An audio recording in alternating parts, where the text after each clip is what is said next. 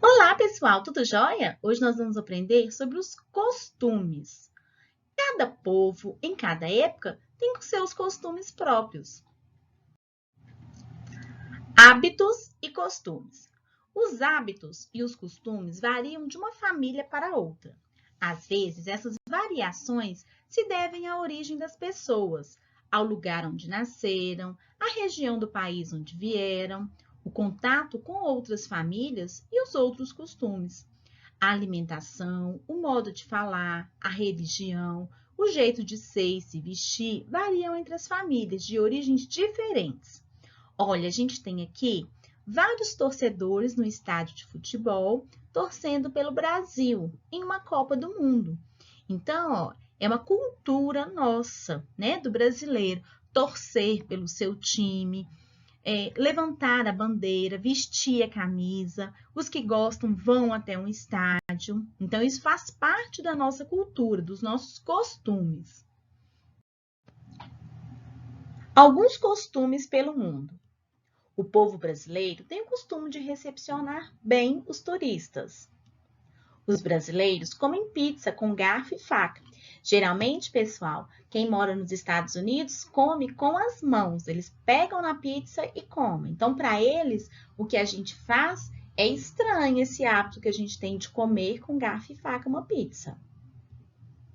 A capoeira que a gente vê o pessoal dançando e lutando pelas ruas, ela é um costume africano e ela foi introduzida no Brasil. No Japão, eles têm o hábito de chegar e colocar os calçados na porta antes de entrar em casa. Atualmente, todos nós estamos também fazendo isso, né? Em virtude do coronavírus, a gente deixa um calçado para ir até as ruas, chegamos em casa, tiramos o calçado, entramos, lavamos esse calçado, né, para ele ficar higienizado, para a gente usá-lo depois, sem contaminar a nossa casa. Pontualidade e hora marcada é um dos costumes dos Estados Unidos. Então, pessoal, aonde eles marcam o horário, eles cumprem aquele horário. E aqui nem sempre as pessoas têm esse hábito de ser pontual. Em Portugal, existem festas populares que chegam a parar a cidade inteira. Normalmente são festas religiosas, dias de santo, onde as pessoas vão para as ruas celebrar, se divertir, beber e comer. Aqui no Brasil também a gente faz isso. O dia que é o dia de algum santo, que é feriado, em algumas cidades costumam ter barraquinhas, é comemorado, né? Então, assim, um hábito e um costume que é de Portugal, aqui também no Brasil, em algumas cidades, também é celebrado desta forma. Os costumes. Aquilo que fazemos todos os dias, isto é, nossa rotina, e o modo como realizamos cada atividade do dia a dia podem ser chamados de costumes ou de hábito. Cada povo, em cada época, tem costumes próprios. Então, vamos observar. Essas crianças, durante a aula, no município de Santa Luz, na Bahia, elas estão sentadas assistindo a aula com a professora. Todas as crianças brasileiras têm esse direito. Porém, no passado, ler e escrever fazia parte apenas das famílias ricas. As pessoas que tinham menos condições, né? Elas não estudavam, elas eram analfabetas, não sabiam ler e nem escrever. Aí, depois, a gente tem crianças brincando de pular corda, que é um costume muito antigo, também lá na Bahia. Então, atualmente, a gente também brinca de corda, mas a gente vê que tem crianças que às vezes nem conhecem como é uma brincadeira de pular corda. O modo como um povo realiza uma atividade também é um costume. Olha, a gente está vendo uma população indígena pescando. Geralmente, a gente vê as pessoas pescando com o quê? Com uma rede ou uma vara de pescar. Olha, eles estão fazendo armadilhas, né? Colocadas aí no rio para poder pescar. Então, eles têm um costume diferente dos outros para poder pescar. Agora, pessoal, me responde aí no caderno de vocês. Há costumes retratados na foto que você também tem? Vocês têm o costume de pescar igual esses indígenas? Você tem o costume de pular corda feito essas crianças? Ou você sozinho numa corda? Vocês têm o costume de ir à escola? Opa! Quais são os seus costumes? Escreva pra gente aí no seu caderno. O que são relatos orais? O registro de testemunhos amplia as possibilidades de estudo dos acontecimentos do passado. São exemplos as entrevistas gravadas com pessoas que participaram ou testemunharam acontecimentos do passado. A utilização de relatos orais possibilita, por exemplo, o registro e a coleta de informações sobre semelhanças e diferença entre brincadeiras, brinquedos e o funcionamento das escolas atuais e de antigamente, a partir de testemunhos de avós ou pais.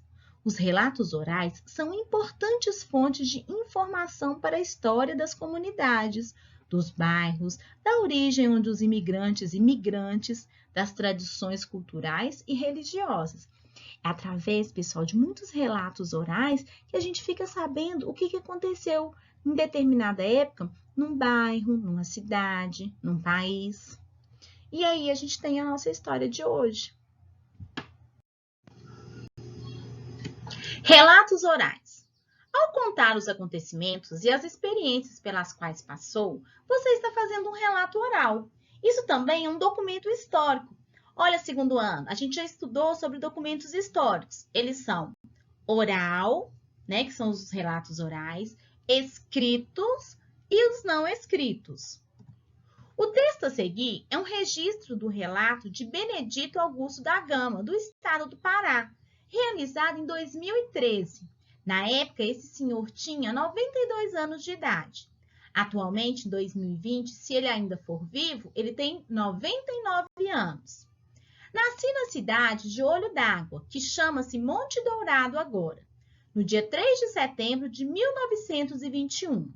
Naquele tempo, o camarada não comprava arroz, ele não comprava feijão, porque tudo ele plantava. Tudo a gente plantava e tinha os legumes para comer. A roupa vinha para os comércios. Hoje, a roupa já vem tudo pronto da fábrica. Naquele tempo, tudo era em peça. No texto, peça refere-se a tecido inteiro, antes de ser transformado em roupas. Então, pessoal, na época dele, não tinha loja para a gente ir, igual a gente vai escolher qual roupa que a gente quer comprar. Eles compravam uma peça inteira, ia até uma costureira ou um alfaiate e pedia para fazer uma calça, uma bermuda, uma blusa, um vestido. E assim, cada um ia tendo as suas roupas. E também não tinha supermercado e sacolão igual a gente tem. Então, eles plantavam, cultivavam, colhiam e cozinhavam. Atividades. Ao longo do tempo, o lugar onde o senhor Benedito nasceu já teve quais nomes? De acordo com o texto, o município onde ele nasceu se chamava Olho d'Água, agora se chama Monte Dourado. O modo como as pessoas desse lugar conseguiam alimentos naquela época é igual do lugar onde você mora? Compare-se. Olha, a mesma forma que eles adquirem os mantimentos para poder fazer suas refeições, é o mesmo lugar que você tira os seus, que você adquire os seus.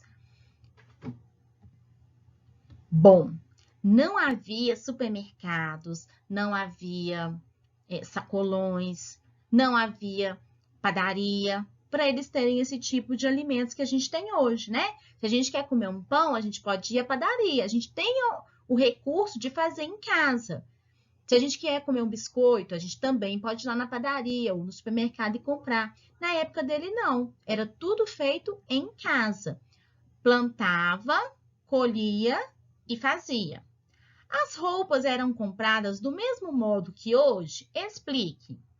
De acordo com os relatos dele. Na época dele, né, pessoal, não havia venda de roupas, e sim peças inteiras de tecidos, das quais eles confeccionavam a roupa que eles queriam. Hoje, ainda existem costureiras, alfaiates que fazem esse mesmo tipo de trabalho. Só que a maioria das pessoas já compram as roupas prontas. A gente vai até uma loja e compra. As caretas do Mingau de Salbara. As festas também ajudam a contar a história das pessoas. Um exemplo disso é o cortejo das caretas do Mingau. Essa é uma festa popular que ocorre há mais de um século no município de Salbara, na Bahia. Todos os anos, durante a madrugada de 2 de julho, as mulheres de Salbara saem pelas ruas carregadas com fantasmas e carregando panelas com mingau. A festa é uma homenagem à participação das mulheres nas batalhas contra os portugueses entre 1822 e 1823. Na época, elas se fantasiavam de fantasmas para assustar as tropas portuguesas e levar mantimentos e munição escondidos em grandes panelas de mingau aos soldados baianos. Por meio do cortejo, as mulheres mais velhas de Salbara ensinam essa história às novas gerações. Caretas do Mingau. Pessoal, observa como as mulheres se vestiam. Segundo ano, elas cobriam-se com lençóis e usavam chapéus de palha e carregavam panelas pela cidade, fazendo sons que assustavam os portugueses. Dessa forma, conseguiam entregar os víveres aos homens baianos e amedrontar as tropas portuguesas. A participação delas foi essencial para a conquista da independência na região. O segundo ano, as atividades da página 35, 1, 2 e 3, a professora Flávia deixou de para casa para vocês. Capricha nesse número 1. Eu quero ver você montar o seu personagem. Guarda bem direitinho aí na sua casa, que quando as aulas voltar, vocês vão me mostrar. Mas antes disso, pede o pessoal da sua família para tirar uma foto e mandar pelo zap da professora. Estou aguardando! Bons estudos e até a próxima. Tchau, pessoal!